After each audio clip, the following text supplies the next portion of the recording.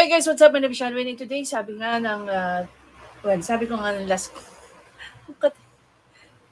sabi ko nga nung aking last vlog, may mga portion dito sa naging video ni Atty. Claire na medyo pag-uusapan natin. So, may ikli lang naman to. Siguro tatakbo lang to within 3 to 5 minutes, mga ganyan lang. Anyway, so there's a portion of this video na nag-react talaga si Atty. Claire. Bakit? Kasi mukhang hindi talaga niya magugustuhan ang mga pinagsasabi dito ni Raffy Tulfo. Dahil inaatake na rito ni Raffy Tulfo ang judiciary. Okay? So, dito sa episode na to, pinag-uusapan or kinikestyon ni Raffy Tulfo yung tungkol sa pag-i-issue ng search warrant. Okay? Medyo malalim yung conversation pero tututok lang tayo sa part na gusto ipatawag ni Idol Raffy ang judge na nag-issue ng search warrant. Mr. Chair, is it possible? Pwede ba natin mapatawag yung mga judges sa sunod na hearing? Is that a possibility? Yes. Talaga? Balak ipatawag ni Senator Raffy Tulfo yung mga judges? We can. Maybe we can invite those judges for them to explain yan ang actuations nila. Yes, Kumsek, kunin mo yung pangalan ng mga judge na sabi nila, hirap silang kumuha ng and we will hear their side. Buti pa kay Senator Bato, may nagbulong tungkol sa separation of powers. Yeah, we will do that. We will do that. We will write a letter to the...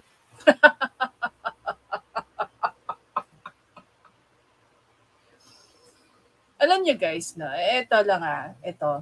Number one nating gustong i-highlight dito, si Senator Bato de la Rosa, isang pulis. No? Hindi ko lang alam kung anong tinapos niya. Alam ko PMA ba ito si, Senator Bato de la Rosa. Tingnan natin ang kanyang background.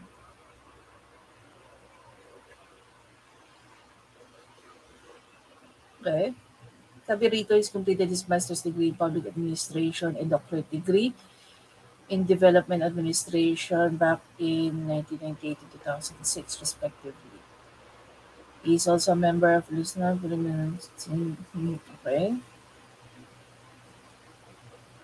Gusto kong malaman yung kanyang educational background.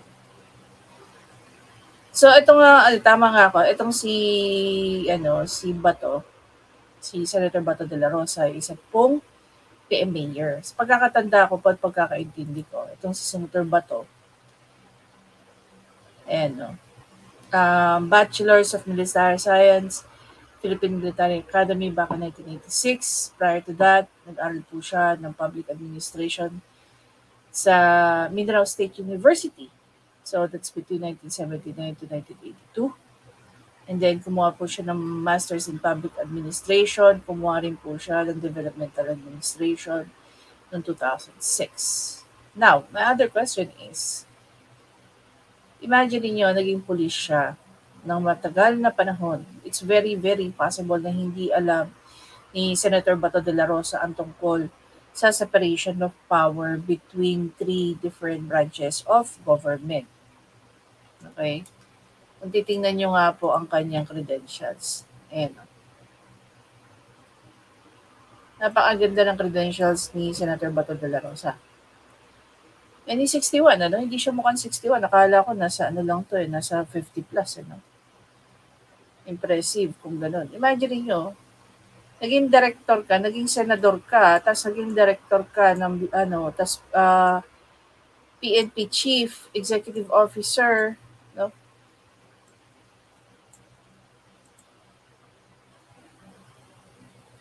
Tapos hindi mo alam ang separation of powers. Para tanungin ka ni Raffy Tulfo kung pwede. Alam mo dapat na hindi yun po pwede. Nakokontakin nyo lang, kakausapin nyo yung mga judges, kukwestiyonin ninyo. Hindi ba? Later on, i-discuss, no? Meron ako nakitang vlog dito ni Attorney Alvin para mas lalo nyo maintindihan kung ano nga ba ang separation of powers. Okay? So yung mga yan, co-equal yan. Ang legislative, hindi niya under ang executive or hindi niya under ang judiciary. Kung kung titingnan nga natin kung paano sila, I mean, if we're talking about the laws, no? Si legislative, sila yung gumagawa ng batas. Okay? Si executive, siya nag-i-implement ng batas.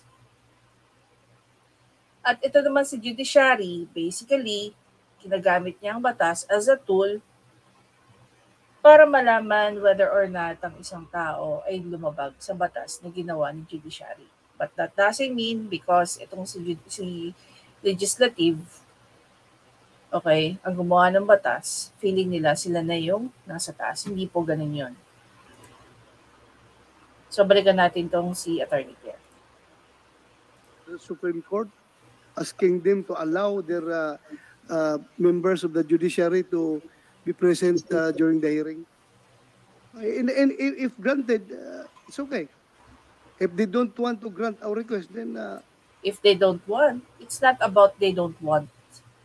Kanina nga lang, bakit ko siya tinakal? One of the important things na ginawa ko ngayong maghapon is, since first day of the class, at judge ang aming professor, okay? Judge ang aming professor. Tinanong ko siya tungkol dito. So, judge, pwede po bang ipatawag kayo sa Senate? Sabi niya hindi. Even if it's in aid of legislation. So, meron siyang example, ang pinaka-G's lang doon na talagang importante para sa akin, is malaman ko whether or not. Kasi gusto ko lang yung sagot na yes or no eh. And again, pareho nga na sinabi nito ni Attorney Claire, it is because of the separation of power. Kung meron silang question, gaya nga rin sinabi ni Attorney Claire dito, kung meron silang question about sa mga bagay-bagay, they can go directly to the Supreme Court. Pero ipatawag ang members of the judiciary, hindi. Diba? Lalo-lalo na.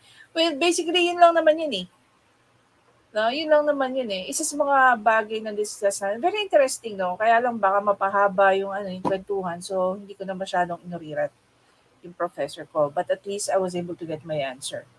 And wala naman silang pinagkaiba ni Attorney Claire. we respect their we respect their observance of separation of powers. Huh? We will get the names from you. Siguro naman, It's very disappointing, no, coming from these people that they do not understand, no, the doctrine of separation of powers. Lalo-lalo na if it's coming from Senator Bato de la Rosa. Someone who has been in the law enforcement, someone who has been in this in the public service, no, maliban sa naging senador siya. Ang pagiging public servant niya is yung pagiging police niya. And maliban diyan, part ng curriculum nila ay I would assume ko na yun. Na doon sa mga pinag-aralan niya, lalong-lalo na sa military science, is napag-usapan din nila yung mga ganitong bagay. in aid of legislation, we need to hear their side. Pero pinilit pa rin ni Senator Raffy Tulfo ang nais niyang ipatawag ang mga judges.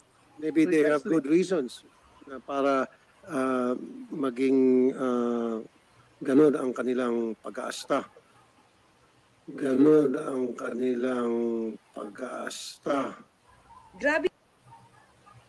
Ito nga, before natin pasalitain si Atty. Claire dito, your ignorance make you really look stupid. No, it's not only look stupid, but sound really stupid. Diba? Kung halimbawa ba, alam nyo, here's another thing, no? Pag ang isang kaso ay nalilitis, no? While on trial, while on hearing, na pinag-uusapan, this is why kahit sino guys, hindi exempted ang kahit civil, no, civilian dito. Pag ang isang kaso po ay nasa isang hearing na or trial na po siya, hindi na po yung pinag-uusapan. Bakit? In a simple terms lang. Kasi unang-una sa lahat, hindi kailangan po ng opinion ng tao. Dahil yung proseso po na ginagamit ng mga courts habang nililitis ang isang kaso is malalim at mahaba. At hindi po isang simpleng opinion ang kailangan doon. Like halimbawa, kahit may ebidensya, kung ang opinion mo, okay, kung ang opinion ko hindi naayon base sa ebidensya, dahil ba may opinion ako doon, ibig sabihin tama ako. Diba? Halimbawa na lang, sabihin ko, hindi ko, may CCTV na. Parang si Aura lang. May CCTV na. Pwede ko pa rin bang sabihin, move on na tayo. Tapos na yun. Siyempre, hindi, di ba? So, dumarating yung punto dahil may CCTV, may ebidensya, dumarating tayo sa part na definitely, mag-aano tayo dyan. Diba, mag-move forward tayo kasi nga merong complaint. Tama ba ako? Now, kung feeling ni Raffy Tulfo, kaya-kaya niya ang judiciary, wag mong subukan ng judiciary, Mr. Idol Raffy Tulfo. Pagkakatandaan mo, dahil lang sa limited knowledge mo tungkol sa mga bagay-bagay, even the common person do not understand certain procedures. Gaya yan, parte yan ng rules of court, parte po yan ng criminal procedures. So, ang pag-i-issue po ng warrant ay mga may dinadaanan. Mayroong mga, sabihin na lang natin, may certain gaya na na-explain na rito ni Attorney Claire. Hindi mo yun pwedeng cut the process na ginagawa mo sa iyong kangaroo court, which is ang RTIA. Kung papakinggan nga po natin ng mabuti si Attorney Claire, dun mo mas lalong maiintindihan kung ano ba ang criminal procedures. Ano ba ang mga tamang gawain or steps para makakuha ka ng isang search warrant or warrant of arrest. Ang search warrant po ay hindi lang basta-basta nire-request. Ang mga nag-i-issue po niyan, may pinagdadaanan din. Nagre-review po yan ng mga pinipresenta ninyo. Hindi porkit sinabi mo, si Marites doon sa kanto sinabi, merong gumagawa ng illegal dyan sa kapitbahay niya. So maraming hihingin sa iyo ang judge. Dahil pagka nagkamali rin siya ng issue sa inyo ng warrant of arrest or search warrant, magbabackfire din yan sa kanya. Diba? Kaya Raffy Tulfo, ganyan lang siya, gamitin na natin yung term niya sa sarili niya, no? How-shaw, diba? Sabi naman, pag-aasta talaga ng mga korte, alamin mo kaya muna kung tama talaga yung ginawa ng mga kapulisan bago ka po magbintang. Tulad ng sinabi ng mga pulis natin dito. Kasi Mr. Chair, nung tanong kanina, is this normal sa ibang mga kasong hinandal nila? No. Only in this particular case na nahirapan sila. Only in that case talaga. Kasi mali nga yung ginawa ng kapulisan. Mali yung venue yung pinili nila. Diba yung una pa lang nilang application? Okay, so ililid na natin yan kay Attorney Claire. So focus lang muna tayo dun sa ating premise na about sa separation of power. So meron ako nakuhang video rito galing kay Attorney Alvin at i-discuss niya rito ang separation of power para mas lalo natin maintindihan na walang power si Raffy Tulfo over sa judiciary. For today's vlog, pag-uusapan natin ang isa sa mga pinakamahalagang konsepto sa ilalim ng ating saligang batas, ang separation of powers. Just recently ay naging mainit at laman ng balita ang Republic Act 11479 or mas kilala sa tawag na Anti-Terrorism Act of 2020. Ang nasabing batas ay sumailalim sa masusing proseso at ipinasa ng Kongreso or ng Legislative Department na aprobahan ng Pangulo at ipapatupad sa buong bansa ng Executive Department. Pero marami ang kumukwestiyon sa Anti-Terrorism Act of 2020. At sa ngayon, trabaho naman po ng ating Judicial Department or ng Korte Suprema na alamin kung naayon nga ba sa konstitusyon ang nasabing batas. Mga kaibigan, sa estado kung saan ginagampanan ng mga sangay ng pamahalaan ang kanilang mga tungkulin, mainam na alamin natin kung ano nga ba ang separation of powers. Separation meaning magkahiwalay. Powers meaning kapangyarihan. In simplest terms, ang separation of powers ay nangangahulugan that there is a division of government powers and responsibilities into three distinct branches to ensure that power is not concentrated into one branch alone. Ibig sabihin, pinaghiwa-hiwalay ang kapangyarihan at ipinamahagi ito sa magkaiba-ibang institusyon para masiguro na walang sangay ng gobyerno ang mas makapangyarihan over the other. Ang Pilipinas ay isang Republican state. Ulitin natin. Para makasiguro na walang branch ang makapangyarihan over the other. Raffy Tulfo, sana napapakinggan mo ka. With a presidential form of government wherein power is divided into 3 equal branches. Ito ang executive, legislative, and the judicial department. Sa executive department, meron tayong pangulo, vice presidente, at mga cabinet members. Sa legislative department naman, meron tayong kongreso, ang lower house or ang House of Representatives, at ang upper house, ang Senado. Ang judiciary naman ay pinangungunahan ng Korte Suprema with its Chief Justice and other courts. By jurisprudence, sinabi po ng ating Korte Suprema that each department of the government has exclusive cognizance of matters within its jurisdiction and is supreme within its own sphere. Makapangyarihan po sila sa kanilang mga departamento. Ang legislative department o ang kongreso ay inatasan na gumawa ng batas. Sa ilalim ng ating konstitusyon ay inatasan ng executive department na ipatupad ang batas na ginawa ng legislatura. Trabaho naman po ng judicial department na magbigay ng interpretasyon ng batas. Ang general rule, mga kaibigan, ay dapat walang pakialaman. Ang trabaho ng kongreso ay di dapat pakialaman ng executive department. Hindi rin pwedeng makialam ng judicial department sa trabaho ng executive department at legislative department. Walang Okay, malinaw. Pero itong si Raffy Tulfo, ipinagigiitan niya na ipatawag daw ang mga judge. Na ang katotohanan, gaya nga ng sinabi ni Atty. Claire, ang may pagkakamali po roon, ang mga polis.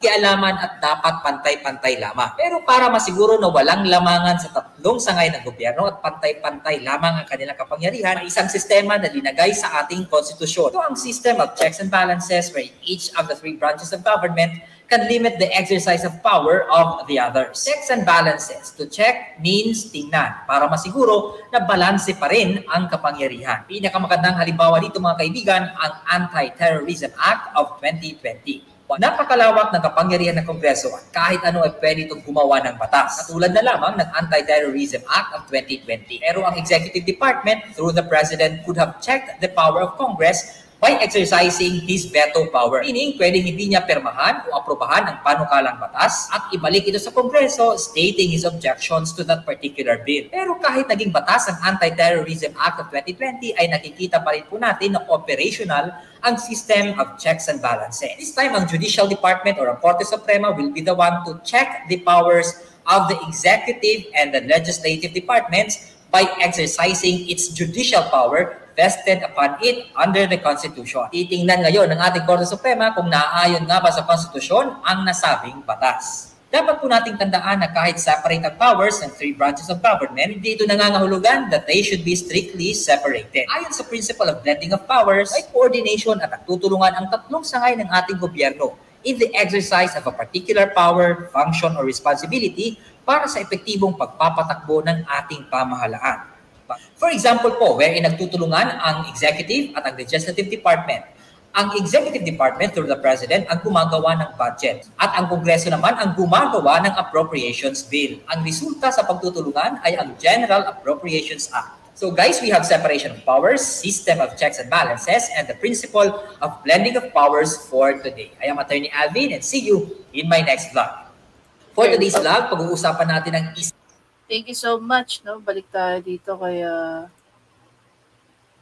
Atty. Claire. Anyway, guys, so ayun, mas malinaw pa sa sikat ng araw, no? You are smarter by 10 steps kay Raffy Tulfo. Ngayon mas naintindihan niyo na. But then, iisipin niyo, tatanungin niyo, paano ngayon kung halimbawa, blending of powers ang sinasabi ni Raffy Tulfo? Hindi pa rin po. Again, there are certain limitations on that. Gaya nga ng best example na ginawa ni Atty. Alvin was yung budget natin yearly.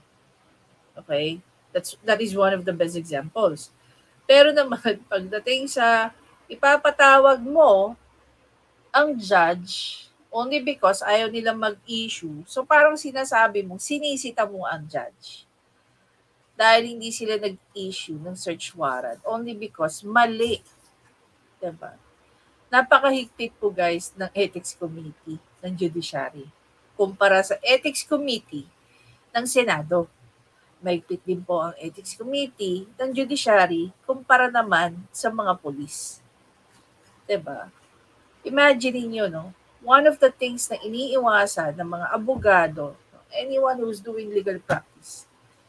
Starting sa mga lawyers, pataas yan sa mga judges. Lahat po yan may sinusunod na legal ethics. And habang pataas ang pataas ang iyong rango, ang iyong responsibility from being a lawyer to a judge, from being a lawyer, a prosecutor, and a judge to justices, hindi nyo alam kung gaano pinipiga ang mga members ng judiciary, ng ethics. Kumbaga, very strict ang parents namin. Kaya tingnan nyo po, sabihin na lang natin, kami ay natatangi. Diba? Dito nga, hindi ko naman inano yung mga doctors. No? We have a lot of friends na doctors. One of my brothers is a doctor. Even yung sister-in-law ko is a doctor. So, hindi ko naman alam ang kanilang ethics. However, parte rin po na pinag-aaralan namin, ang medical, ang tawag dito, medical legal, kumbaga. Dapat may background din kami sa medical legal. However, karamihan po ng mga medical legal ay talagang doctor din. Doctor, lawyer sila. Yun yung karamihan. And they know better because of the anatomy. Okay? Human anatomy, inaano nila kung paano namatay yung tao, ano yung cause of death, gaano katagal nang patay yung tao, yung mga ganyang bagay ba. And sila yung pinaka-fitted doon sa ano na yun, sa pwesto na yun. Now, babalikan natin ang tanong ko. Kaya na bang banggain ni Raffy Tulfo ang judiciary? At kung halimbawa man, sabihin nyo na, oo, kaya niya, doon sa mga Tulfonatics, sa paanong paraan nyo sa tingin nyo, pabanggain ni Raffy Tulfo ang judiciary? Kasi ito si Raffy Tulfo, walang sinisino. Diyan ako believe sa kanya. Walang sinisino si Idol. Diba? Kaya tuloy ngayon, no? Kasi dahil hindi nga siya napapatanggal pa sa Senate, walang nagkakaso sa kanya ng cyber libel or libel, sige lang siya na sige. Huwag po kayo matakot. Sabi nga ni Attorney Claire, huwag nyo raw tulugan ng inyong mga karapatan. And by the way, guys, I'm very excited to share. I think, no, Pau Chief Acosta is planning to run for Senate. So kung totoo man yun, sana suportahan natin siya. No? Napakalaking bagay na nasa Senado si Pau Chief. Lalong-lalo na at nandoon si Idol Raffy. Walang galang si Idol Raffy sa mga members ng judiciary.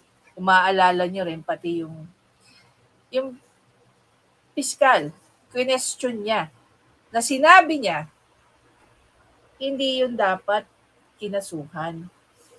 Yung nanghabol ng bolo. O diba?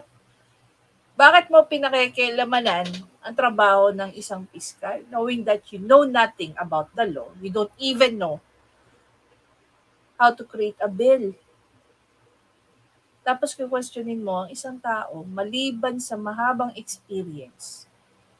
Kaya hindi ka nagiging piskal out of, out of a snap of a finger. Ang piskal, before ka maging piskal, marami kang pagdadaanan, marami kang bigas na kakainin. Which ngayon, gusto na nga tayong ipag-diet, magkamote na lang daw, sabi ng mga ni PBBM. Diba? Ginagawa silang katawa-tawa. Anyway guys, again, hindi ko alam hanggang saan ang kakayanin ni Idol Raffy, pero ang banggain mo ang isang matinding pader. Baka parang nag-bounce back at pagsisihan mo yan. Anyway, pag-usapan natin yung mga pasaring ni Idol Raffy kay dating Secretary Toots Ople. So ngayon nga po ay nalaman natin na nag-pass away na po si Secretary Toots Ople. I'll see you in the next video. By the way, don't forget to subscribe, like, and comment. Share nyo na rin guys at pag-usapan natin ito ng matindi. I'll see you in the next video.